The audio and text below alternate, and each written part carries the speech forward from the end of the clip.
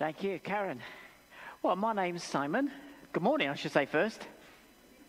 A bit quiet. Good morning. Good morning. That's better. My name's Simon. I'm the lead minister here, and I knew Sam when he was a lad. Yeah. So I think the reason he's wearing the Forest T-shirt is part of baptism is the old being passed away. So actually, you get in trouble here, don't you? Yeah. It's funny, when you tell people that you're a minister, it's always a bit of a conversation stopper. People always ask you, when they meet you. I mean, you get this, what do you do? And, you say, I'm a brain surgeon. Oh, that's interesting. I'm a rocket scientist and I'm a minister. Oh, what's the time? I must be going.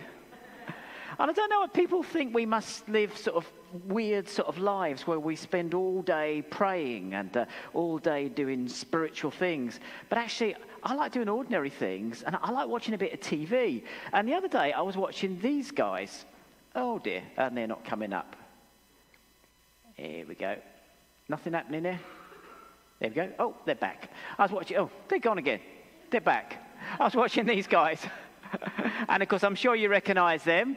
They are from that programme, The Great British Bake Off. I hadn't actually watched it before. It was on at my son's house.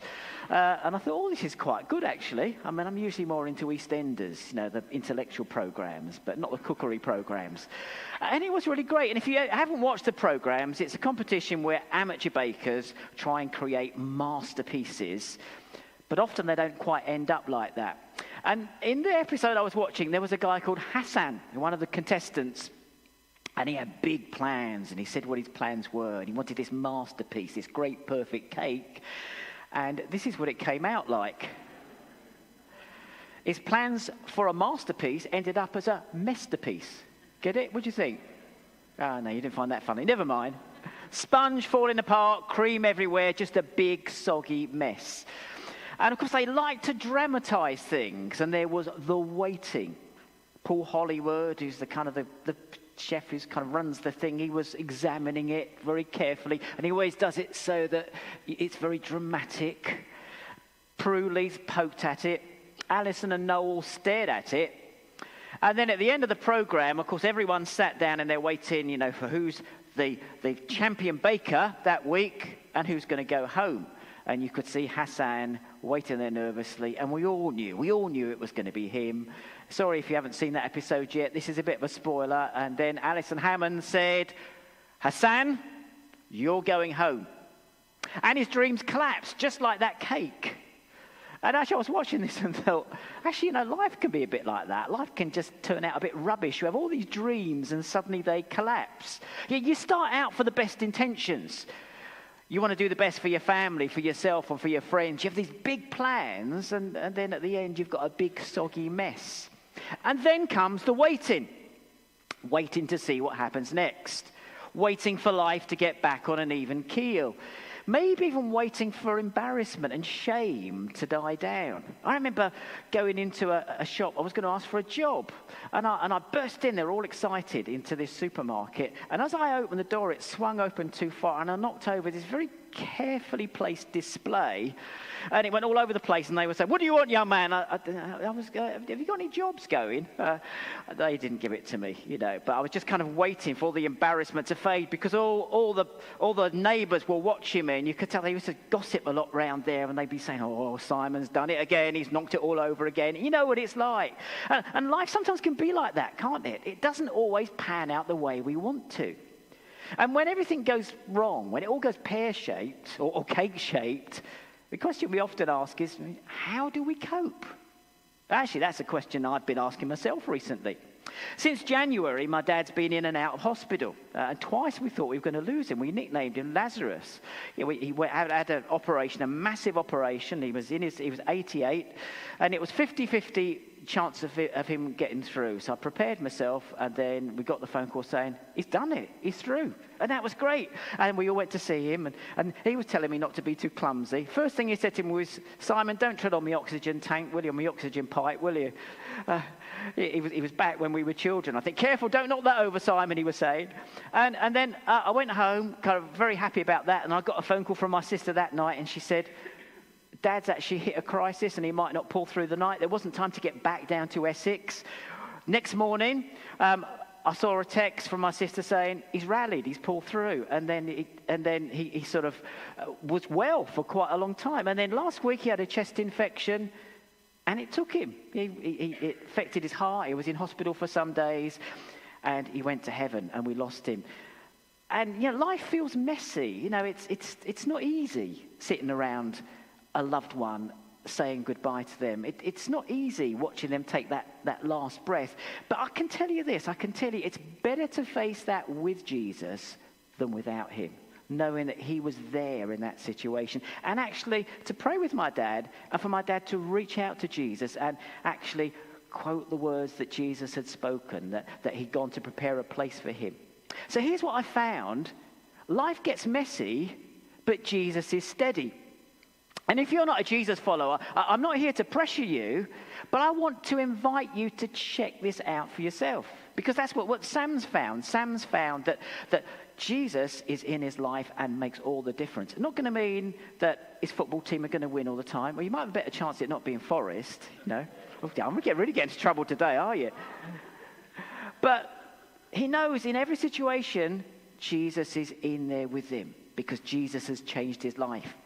And I want you to lean in and check this out for yourself. No pressure, but just give us a listen here. So this is part of a very short series, shorter than I intended because I wasn't here last week because of circumstances, but it's called Wait For It. And we've been looking at some true stories about Jesus written by a guy called Mark.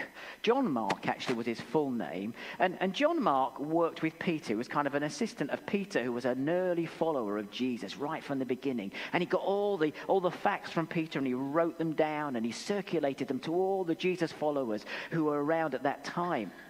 And we've been looking at some of these stories of Jesus he's told about people who are waiting for healing, waiting for hope, waiting for life to make sense.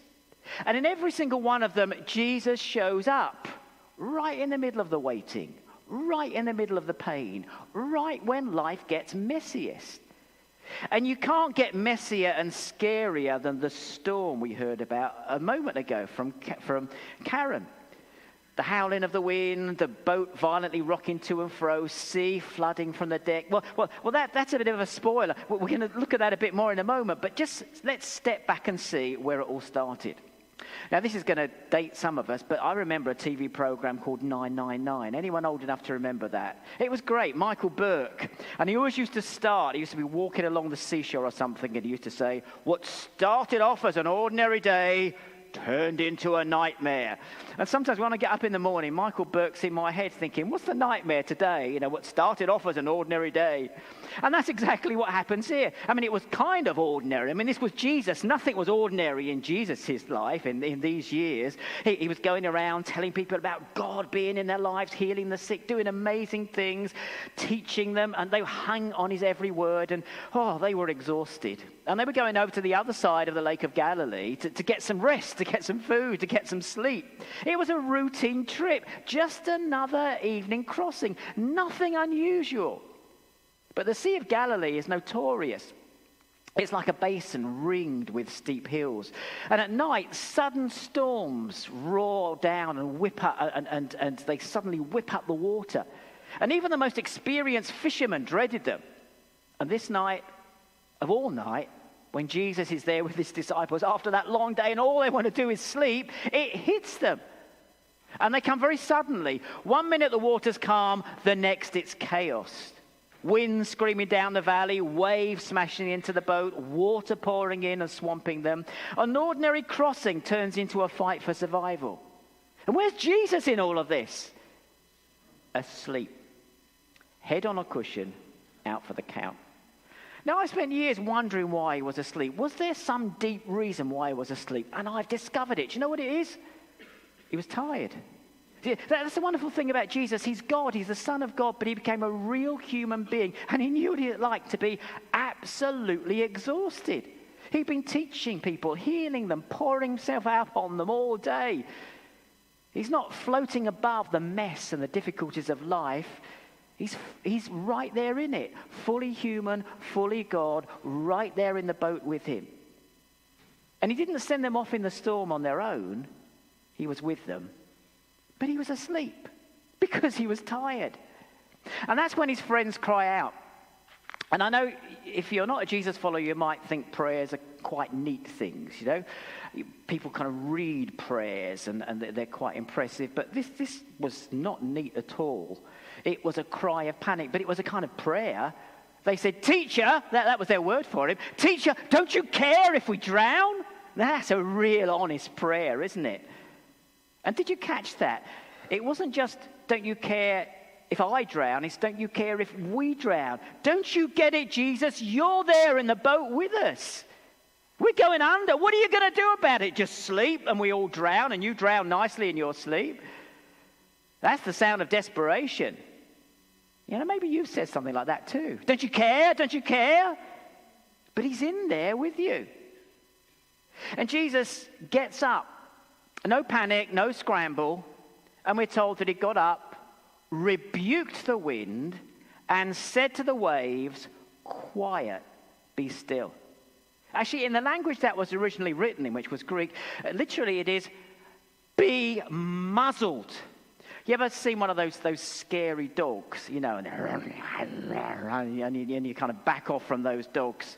Actually, we've got a feral cat living. We had a great thing happen to us the other day. You might need to switch this off now in case my neighbours see it. But we've got this cat.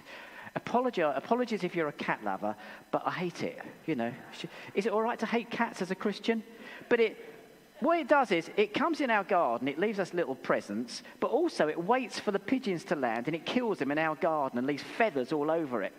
And our friend Harry, a guy who lives, he's got this dog, a big dog called Pancho. Some of you who live around our way know Harry and Pancho. And I was chatting to Harry, and Pancho ran into my garden. He said, "Oh, we've seen a cat." I said, "No, leave him. It was great. You know, he was at the cat going, and the cat was kind of arched back, and it was like wonderful to see, you know. But and I had to kind of actually Pancho had changed character. I had to kind of get it and put a lead on it. But Harry wouldn't do it. He said, "Go on, it's your garden, you go and do it." But sometimes, when you see a dog that fierce, you muzzle it, don't you? And that's the meaning of the word. They were saying to the sea, "Be muzzled." Real authoritative thing. And what happened? Then the wind died down and it was calm. That's instant. No slowing down, just silence. No after swells, just stillness. The lake was like glass. And for those followers of Jesus in the boat, it was unmistakable. See, they were Jews, and they would have known the Bible of that time, the Old Testament, the Scriptures, and they were taught that only God could still the raging of the sea. Because the sea, to them, it was a symbol of chaos and of powers that were bigger than them. And they see Jesus has done that. He said to his disciples, "Why are you afraid? Do you still have no faith?" Now, he's not telling them off. I mean, fear is human. I mean, who wouldn't be scared when they were in a storm like that? I mean, I would be. But what he's saying is, come on, it's time for your faith to grow. After all the healings, the miracles, and the power, and all I've told you, are you going to trust in me? Even when I seem silent? Even when it seems like I'm asleep? It seems that they're more shaken by the calm than the storm, because they whisper to each other, "Who is this that even the winds and the waves obey him?" Now that's a real cliffhanger, actually, if you've read through this lovely little book. And I'd recommend, if you're not a Jesus follower, get it on your phone, follow it through. Mark's Gospel tells the story of Jesus in a really dramatic way. But it's a cliffhanger because a few chapters later, Jesus says to Peter, "Who do you think I am?" And Peter says, "You are the Christ." That was a really important word because Christ meant the king God had promised, the one God had chosen who was going to bring something new and bring the rule of God into their lives. You're the king God's promised, the one who carries God's power and love, the one who was sent to put everything right, the one who's going to make us right with God. And he was going to do that by going to the cross and rising from the dead and saying, "Anyone who comes to me has life." That's who Jesus is. And that's why Peter's first question is so important. Who is this? And if you're here to Support Sam, it's fantastic. And if you're here for the first time and you're not a Jesus follower, I just encourage you to ask that question. Just say, who is Jesus? And explore it for yourself. Now, let me tell you one more personal thing, and I apologise, because I've had loads of memories of my dad coming through. He was slightly mad, my dad, and I get a little bit of it from him. And I mean, like the time, my dad said I can hear some interference on the radio, and my friends and I were there, and it was this, he said, oh, hang on, it's come from Mars. A man from Mars is coming. 3:00, landing in the park. We believed him. He was so convincing. So at 3:00, my friend Neil and I, we were all set to go out. The door, we just come into the door. It was this one of those old-fashioned glazed doors, because I was born about 100 years ago. And there was this man from Mars, like this floppy ears, and what on earth is... And we were terrified and opened the door, and Dad had tied a pair of wellies round to his head. And he was blowing through these pipes. I don't know why I'm telling you that, but I just want to tell you one more story about it. That's just because it came to mind. But one November, we got a phone call from the police saying, nothing to worry about, but we've just picked up your dad, to my mum, said, we've just picked up your husband from the Royal National Lifeboat Institute. Oh, why? Was it one of their things? No, they rescued him. In November, he decided to go out on his boat with waders on. And I don't know quite what he did, but somehow he got out, and it was kind of about up to here. He got out in his waders to do something, and he hadn't quite done them up tightly enough, and water went in them and pulled him down. And he managed to grab on to a flare and set it off. And the lifeboat came, and they rescued him. And I'm so glad. So if you want to support a charity, support the RNLI. But that's what baptism declares. You're sending off a flare. Sam has sent off a flare. He said, look, I can't handle this on my own, Jesus. You can. I can't have a relationship with God without you. I want to know God, and only you can help me do that. You don't have to be strong enough to beat the storm. You just have to send up the flare. You just need to call out. And then you'll discover who's really in the boat with you. Jesus hasn't left you to it. If you're not a Jesus follower, I want to just encourage you to think, Jesus is there with you. He's interested in you. Because here's the truth. Life gets messy. Jesus is steady. And that's why today matters. Baptism isn't saying life will be storm-free. It's saying, I know someone bigger than the storm. Jesus. And he's right there in the thick of it. He doesn't panic. He won't let you go. He won't give up on you. And that's what Sam's declaring today. His yes to Jesus is a way of saying, even when life gets messy, I'm trusting the one who calms the storms. And what about you? You don't have to be ready for that big step today, but here's something, and I got it from our friend Mark Greenwood, that many of us know. But you might be ready for the big yes. You might have been coming for a while, and you know who Jesus is, and you want to commit your life to Jesus. You want to say, yeah, I want to know God. I want to have that life and forgiveness that Jesus gives. And that's great. It might be a little yes. You might think, yeah, I want to explore this further. Or it might even be a healthy maybe. Yeah, I'm open to the next step. Maybe I'll come next week. Maybe I'll have a conversation. And I've got some stuff for you I can give you later on. And I'll tell you about that at the end. But wherever you land, remember this.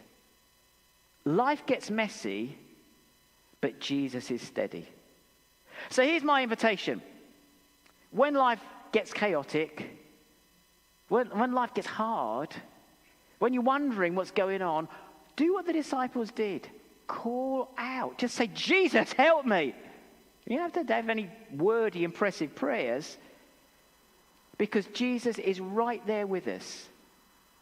And at the end, whatever you face, remember this. Jesus is in there with you, and he's interested in your life.